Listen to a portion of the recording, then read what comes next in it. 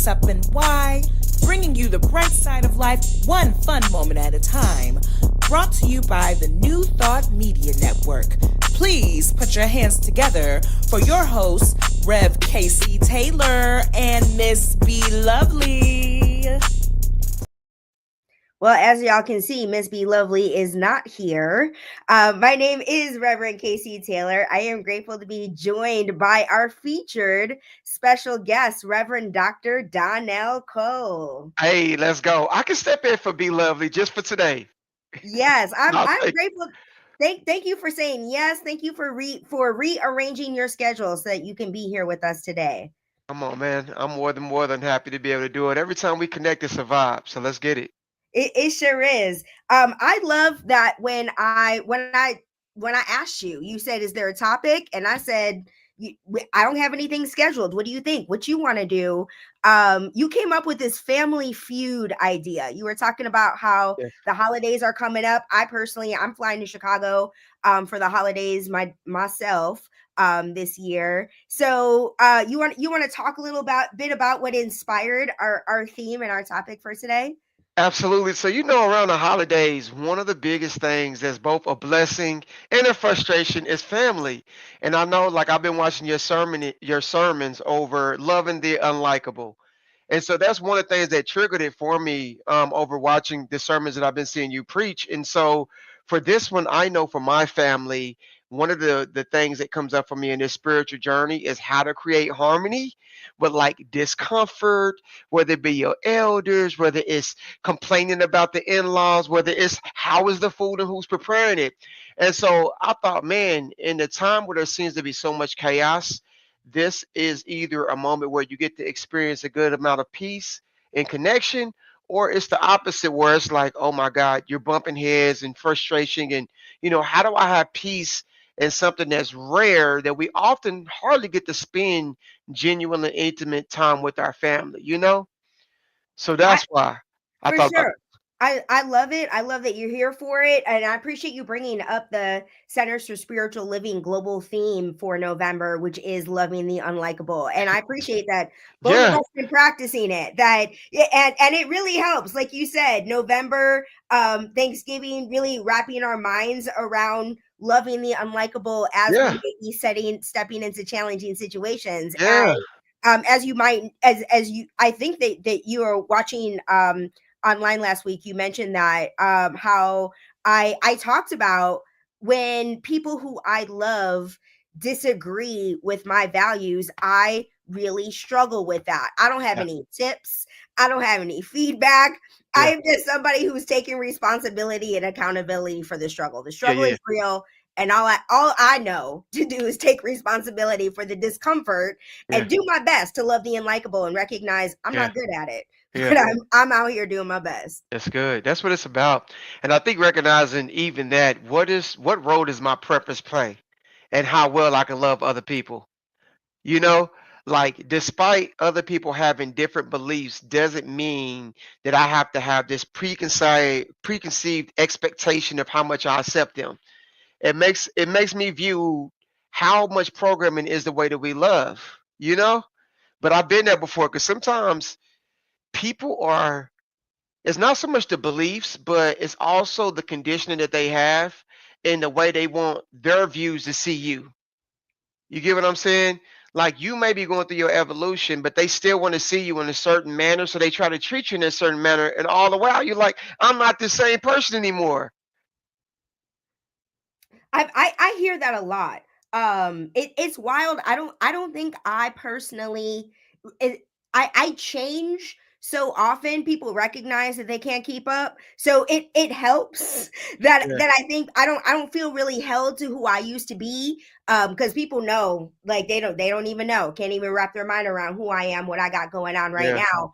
What I find for me, and this is the hardest part about loving the unlikable, isn't so much of holding people to who they've been. What I was saying about values, and this comes up at yeah, Thanksgiving family dinners, right? Is it my and I talked about this on Sunday as well. My hardest time are family members being a black person and the white side of my family yeah, doesn't really recognize what you just said about conditioning. What I've learned about conditioning and white supremacy is this recognition of how so many people don't understand how white supremacy is built into all of our institutions. Yeah. And because it is built into all of our institutions, it's really hard to see. And I don't care what color, what race, like if you are an American, we were raised, socialized from that perspective. And so it is so difficult, especially somebody who doesn't experience it. If you are not walking through this country as a Black American, it's a lot harder, I'm finding, for people who do not present as Black to wrap their minds around the conditioning, the fact, the reality that white supremacy was intentionally built into each institution. So people don't notice it. It's been there. It's always been there since our country was formed. And I believe it's kind of where we are. So family drama kind of exacerbates that for me, where my family are actively voting for and supporting and holding beliefs that feel oppressive for me. And so it's hard for me to just sit at the table and eat and listen to all the things that are going on and mind my business and, you know, and focus on my meal. I struggle. That's interesting. I would like to know the dynamics of it because mine is kind of different. Like I have a Black family, but my wife is mixed and she has a white mom, and it's a blended family. And her white mom is very open-minded, very heartfelt, more humanitarian, love for all people. But we do have a family that's around that is very much kind of racial, especially in this economics that we're seeing being experienced in politics. That's kind of made it uncomfortable. The all American, ethnocentrism, the pride that comes from it, and the more disharmony that's created from it. And I'm such a peaceful person where I'm like, man, I'd rather not deal with the ignorance, but I do let you show up and however your ignorant is and say, I'm grateful for the ability to say, I don't have to subject myself to that belief system. I can hear you, you can exist, but I don't have to allow it to dictate my inner reality or my inner world because I feel like at the end of the day, everything can be taken away from me, but this is the one thing I know that is mine, right? I also think like, man, if I only had 24 hours left, would this even matter? That Right? part. Me Yes. connected Yes. with my You nieces, only me had connect 24 hours left. Would yeah, this even matter? That yeah. part. That's Especially beautiful. I never really thought about it like that. yeah, I like appreciate it. and the more I see this every single year, the less people are there. Family members in hospice care, people getting cancer, right? And these factors don't care about your race, your creed, your theology. Like some of these external factors don't care. So I think about the universal principle that does bring a sense of oneness. Now it's not the way that everybody else frames it or thinks about it, but I do try to look for experiences that allow me to connect that's beyond the constructs. White supremacy, it's a construct, right? It is something that's been created to keep people in power. It may be human nature. I can't fault them. All right. If I could enjoy a little bit of the privilege, I can't sit here and say I wouldn't partake, right? But it is the discriminative factor that prevents people from being able to experience joy. But I think about this, there's also some blessings that come from being involved in a contrast, right?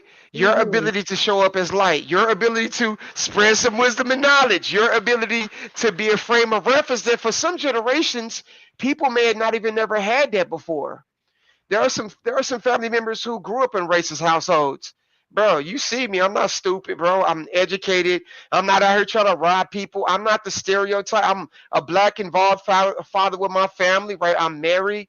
Some of the things that I've been able to experience in my life or in our generation has been a first thing, a first time presence. And I think that sometimes, even in theology or religion or whatever people have been able to read, they don't always get the opportunity to embody it and experience it for themselves. Love. Would you know love if religion wasn't involved, right? If there was none of these factors that do prevent us from being able to show up authentically in such a way that can make a person feel peace and at ease with themselves, they may not get that. Absolutely true. I appreciate you being on here, spreading the word, dropping knowledge, dropping gems. And also I love that you had this idea of playing Family Feud together. So Yes, I do. I got my list. Are you Okay, ready? Are you ready to play? let's run it. All right, it's time to play the feud. I should have had like a black Little comb, had mustache, my Steve Harvey mustache, right? I should have been gotten prepared. Oh, I like got Steve a Harvey. I should threw my suit on. Let's All run it. right. All right. So my top 5 list. This is my top 5 favorite things to do on Thanksgiving Day. Hey, What's your guess? top 5 things to do. Top 5 things My to top do 5 things to do on on Thanksgiving Day. Thanksgiving. Let's run it. Yes. Okay. I know you gotta have food is definitely gotta be on there. Eat. Absolutely. Eat. That's number 5. Eat. Yes. I got okay. That's number 5 is That's eat. number 5. Yeah. I mean, I'm a Okay. vegan. So, like, Thanksgiving food, basically, what that means is that I got to do all the cooking for myself. Yes. And Mhm. Thank it's not as you. pleasant. I'm not the best vegan Thanksgiving chef. So, Thanksgiving, the eating part ain't as fun for me on Thanksgiving as it used to be back before I was a vegan. See, listen, I've done 2 or 3 vegan Thanksgivings, so cooking has to be on the list. It has to Yeah. be. It should be, but it's not because I really don't like What? it. Like, Okay, I'll take the you right. I would say connecting with family. Connecting with family, it should. Well, you know what? You know what? I'm gonna go bing. I'm gonna Okay. go number 1. What I have here is family sharing of gratitude. Oh, that's Our beautiful. family has a tradition of going around the table and sharing what we're grateful for each year, and I Yeah, love how that tradition came about, like just very organically, yeah, and that we've continued it. We've probably been doing it for a good 25, 30 years at this point in my life. that's So beautiful. that is my number 1 favorite thing to do at Thanksgiving. So you That's got number 1, number okay. 5, 3 left. Let me ask, is Mariah Carey anywhere on the list? It is not. Not for Thanksgiving. It is not. I do play Mariah at Thanksgiving. You definitely you're in the right wheelhouse, but it didn't come up because I'm Mariah Carey 365. Yes. I was sitting thinking like, yeah, Mariah Carey's not number 1. What is that? Okay, okay, Christmas would be a different situation. Mariah would absolutely. definitely have my list of top 5 things to do on Christmas Day is listen to Eat, Mariah's grateful. Christmas albums for sure. What about travel? Travel, yes, you got it. Number 4, bing, Let's travel, go. flying. Yes, you are absolutely right. So, I don't know where. Let me see if I get you back Oh, in. hold on one Um, second. I don't know where you went. Anyway, yeah. So we got my family. Number 1, you said connection with family. That's family sharing of gratitude. Number 4, which I put flying because I like, and it's wild because like when one thinks of Thanksgiving, you don't think of enjoying Thanksgiving travel. The airports are wild, and regardless of the fact that the airports have a tendency to be wild, because I live in Oklahoma City, they're really just not that bad. And but even before that, when I lived in LA and traveled from LA to Chicago once a year, for some reason, it wasn't a problem when I would travel from LA to Chicago. So, like despite the fact people think of Thanksgiving as travel as like crazy, it's always worked out my favor. So I'm just riding the wave and enjoying being above the clouds. So you've got 2 wrong. You have 3 3 right. right, and we've got 2 left. Okay, can you My hear me top, okay? Can you hear me okay? yeah, I can hear Okay, you. okay, Yep, perfect. So I got 2 wrong, I got 3 right, I got 2 more. yep, You 2 like to more. eat, travel, the what are you grateful for tradition. Dang, top 5 things to do. Read. Read. And I What? don't read on Thanksgiving. I know. Not me. The other 2 things is what I like to do. This is I got my prayers, my superpower shirt on right now. Yes. I like to lead the prayer. My family is Christian and Jewish, and being somebody that where prayer is my superpower, I also have a praise well with others t-shirt. And my Pray as Well with Other t-shirt really demonstrates the fact that when my family, my Christian and my Jewish family, come together for a holiday meal, that I pray in a way where when I end prayer, I say, let the Jews at the table say amen. And then I say, and in Jesus' name, let the Christians say amen. So that I'm both honoring the Jews at the table that don't want to have their prayer sealed in Jesus' name, in the same way that the Christians feel at my table, at our Thanksgiving table, feel pretty strongly about the inclusion of each prayer being in Jesus' name. So I really love that my family trusts me, especially because each one of them has their own spiritual traditions. I love that my family trusts me when they say, when they ask me to lead prayer at Thanksgiving, as opposed to me volunteering. It, to me, it's just the greatest honor. So that was my number 2, was praying over the Gotcha. food. And my number 3 favorite thing to do on Thanksgiving is to acknowledge that this holiday is about the oppression of Native people. Like, as we were talking about the presence of white supremacy in our institutions, I don't want to deny, I don't want to forget the fact, and I mentioned this on Sunday too, that this holiday came with this narrative in our school systems that we learned when the internet came along was a flat out false narrative. And despite the fact that it is a cultural American tradition, I think the best way to honor it is to acknowledge the oppression of Native people on that day in particular. So those are my top 5. That's beautiful. All right, you ready to trade places? Yeah, let's play the feud. All right, let's go. Top 5. Yes. Is it your top 5? I think I thought you had a different list. Is it Man, top I was 5? gonna do oh, let's do that. Meals that you can absolutely, or food that you can absolutely not mess up on Thanksgiving. Meals, food that you can absolutely not mess up on Thanksgiving. I'm gonna Yeah. start with turkey. Is turkey on your list? Turkey is low on my list. Number 5. Number 5. Okay. I'm gonna go mac and cheese. Of course, mac and cheese. That's number 2. Number 2 is mac and cheese. I'm gonna say greens, collard greens. Greens didn't make it on my list. Greens did not make it on your list. Yeah. All right. So we got mac and cheese. We got turkey. Mac and cheese is number 2. Turkey is number 5. I'm gonna go with dressing. Dressing is number 1. Number 1, What is your favorite? dressing.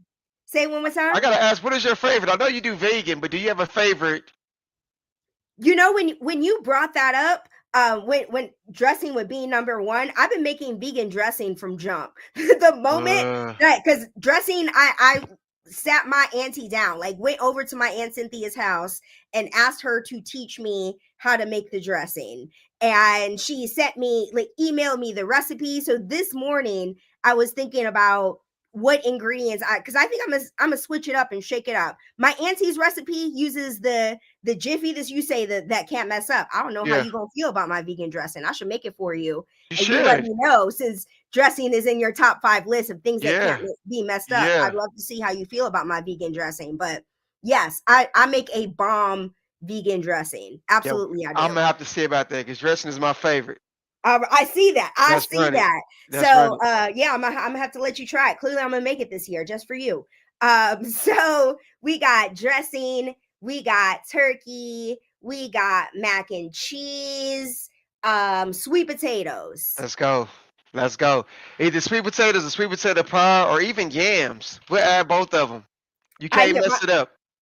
Aunt Cynthia also, like, famous for her sweet potato pie. Yeah. She drives around Chicago just passing out pies. That's dope, She's man. famous for that. Me and That's my dope. family used to fight over those. All right, so I just got one more. I was doing good with yours. Actually, Yours I is would real say easy. turkey. I know Turkey's what on the Black people list. eat at Thanksgiving, and I know I know where everybody gets mad about something being messed up, what that might be. Yeah. So I got one more. I'm sorry, what were you saying? I think you got it. I would say turkey or ham. That has to be on the list.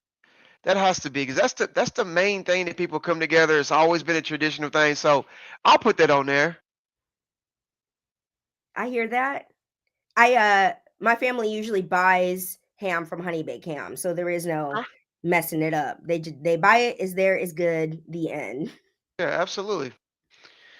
Well, that would be it then. All Well, right. yeah, you got Looks it. like I win because I Yeah, didn't you get do. all You three did win. points. This is the only time I'm gonna let you win. This is it. This is it. Like I'm a sore loser. Yay! 20K for me and my family. Yes. Half the family, the ones that don't believe Yes. in the white supremacy. I mean, that what we talking about with loving the unlikable is loving the unlikable. I don't Yeah, like white supremacy. It ain't my favorite. yeah, And what loving the unlikable is to be like, yep, that is not a thing I love. I like. How can I find love? And I'm gonna tell you this is my new secret. I said that yeah. Let's I go. didn't know how to do it, but what has brought me peace is recognizing that each one of us are on our own divine path. And it is not for me to determine what one's divine path looks like. And that's been my downfall, my shortcoming, my fatal flaw is that I have a very specific idea of inclusivity. It's not even that a specific idea because inclusivity is not necessarily specific. It is inclusive, but inclusivity is a value that is important to me. And in reality, inclusivity is not a value that is important to every American. Right, And right, the right, Americans who do not align with inclusivity are on their own divine path. And right. that is something I need to remember that their challenges, their lessons, the log that's in their own eye has nothing to do with the log that's in mine, Let's go. and I got to focus on me, my business, handling my stuff, my own fatal flaw, instead of projecting or trying to control. Yeah, They're on their own path. Let it be. that's it. I 100% agree. I think that it gives the opportunity to explore a different world outside the norm of how I think. And how often have I had my own personal beliefs that's been flawed in their own way? You go to a new state of awareness where it's like, oh, okay, I know I got parts of myself that have been like that out of ignorance. It allows you to show grace too. I mean, I got to give you respect for being able to see that. One of the things is part of what you just said with grace. We have to, right? We got to give grace to ourselves. We have to give grace for others. But I learned, and this is new. I feel like 2 weeks new. Yeah. I've learned just how significantly and deeply my attachment to control is. That even my inspiration, my connection to the concept of being the change I wish to see in the world really stems from an idea of the change I wish to see in the world. That it isn't um and the way that I looked at it is like, okay, the change I wish to see in the world may not be the same as yours, but it was really what connected me for it is wanting the world to change instead of accepting the world as it is, loving the world as it is, recognizing that everything is unfolding perfectly no matter what. And my judgment is simply my choice. And it's not fun. Judgment doesn't serve me. It doesn't provide grace and support for people around me. And I didn't think of myself as a judgmental person. And what that meant is that I was ignoring just how significant and big my judgment is. Because call myself Yeah. non-judgmental and to be as judgmental as I was, huge. Wow. That's interesting. I also think about the fact that there's no story without the antagonist. Yes. Yes. Like, if everything just lined it the way that you wanted to have, no adversities, no trials, no indifferences, no contrast, like you wouldn't even read the story. You wouldn't read the story. But I like you being able to acknowledge your own judgments because how much of that judgment, like at what role does that judgment get so emotionally charged that we don't become the exact thing that we don't like, right? It's just like in politics. Like, how engrossed do you get on one side to one point? Exactly what you don't like on the other side is exactly what you have in you. At one point, does it get like that where you can't transcend it and just see it for what it is? I think that can happen. It can happen, but I also understand why we don't choose to, especially because of what you just said about how every good story has an antagonist Yeah, that we all need. We are all on our own hero's journey. So absolutely. we have antagonists and challenges and trials to learn the lessons that we need to learn. That failure is the most triumphant thing that we can experience. And if there weren't people around creating opportunities to fail, those lessons wouldn't be there. Yep. So it's so much easier to judge Oh yeah. instead of doing our own work, learning our own lessons, Listen. focusing on ourselves. And using judgment for what it's supposed to be. It's supposed to be utilized in order for you to make a decision. And hopefully the decision leads to expansion. Hopefully. Hopefully. So Beautiful. Beautiful. that's it. Do you have any closing thoughts or anything that you would like to share before we pray out today? Let's see, yes. As we go into the holidays, find a way to create and be more of love despite the adversities that come across. Let your inner world be your inner world. Let it be your power, but look for opportunities to be the light in times where people are experiencing a lot of pain, where people are experiencing a lot of struggles, where we don't know when we're going to take our last breath. I think about some holidays where I don't have a brother that's going to be here at the dinner table with us, right? I have a couple brothers who's locked up. They're not going to be at the dinner table this year. And so the nature of what we used to have is not going to be there impacted in such a way. We do have a mom that passed away a few years ago. So even my sister's been impacted. So it allows us to create a new tradition.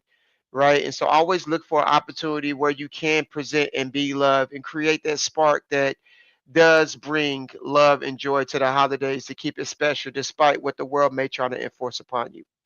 That That's what I would. is that is so beautiful. I appreciate you bringing grief into this conversation because Yeah. you're right that that's something that's present for a lot of us at the holidays, as you talked about with people who used to be at the table that aren't at the table anymore. And I think there is so much respect. There's so much value in living from the standpoint of having gratitude for the now, best day ever. Like Yes. just knowing that the conflict that we may be experiencing with family members is an invitation to do that healing work while we are all still on this planet and in this plane of action, so that while we're here Come we can on. honor and celebrate one another because we never know how long we'll be Listen, here. and have the consciousness to talk about it, to bring consolation. That's what I was wanting to mention. Some of the trials and tribulations that I heard that's coming up from families has been things that's been ancestral. And I am grateful to be able to consciously have the dialogue that can bring closure to some of my elders in our family. You know, I think that that is a blessing in the time that we're living in because they're carrying a lot of pressure and don't realize where, why, or even how. And so for us that are doing the work, it can offer an opportunity to be able to really have a life altering dynamic, which I've been able to experience, with some trauma that's been carried since childhood, where you can make sense of it. So that's good. That's good, Casey. It's All good. right, all right, you ready to pray out? Let's get it. Let's get it. So I invite us on the screen. Those of you who may be with us now or joining at a later time, I invite us to take a moment to bring our attention and our awareness to the breath, to recognize the sacred energy of the breath itself, to celebrate being alive. And I am grateful that we have come together by divine appointment to celebrate this experience of aliveness here and now, honoring the presence of family in our lives, the lessons learned, the wisdom gained, the opportunities to heal generational trauma. Grateful to trust and know that as we move forward on our own heroes' journeys, that we get to see the antagonists in our lives as part of that hero's journey, as a necessary part of that hero's journey, and people that we can honor and bless for their presence and participation in teaching us the lessons that need to be learned for us to be the greatest version of ourselves. And how beautiful it is that this breath and the body is what we all have in common. This sacred breath that powers us, that energizes us, that we can choose to breathe intentionally, or we can be breathed by our own understanding of the divine. That it's a conscious choice or an unconscious choice, that it is all a decision. And I'm grateful for that we have decided to come together for What's Up and Why today. I'm grateful to trust and know that everything needed to be heard, that needed to be said, that needed to be expressed and understood has been done. And in gratitude, I invite us to affirm this prayer however we are most comfortable. I choose to close by saying, and so it So it is. is. All right. Hey, Thank you, Reverend Dr. Donelle Cole, for joining us today. I would love to have you back next time. Be Lovely got a birthday situation or something. So no, happy I'm gonna birthday. keep you on my list. And thank you for accommodating and joining Hey, us listen, today. thank you for having me. I appreciate it. Good talk. Thank you. Have the best day ever. Best day ever. Yes.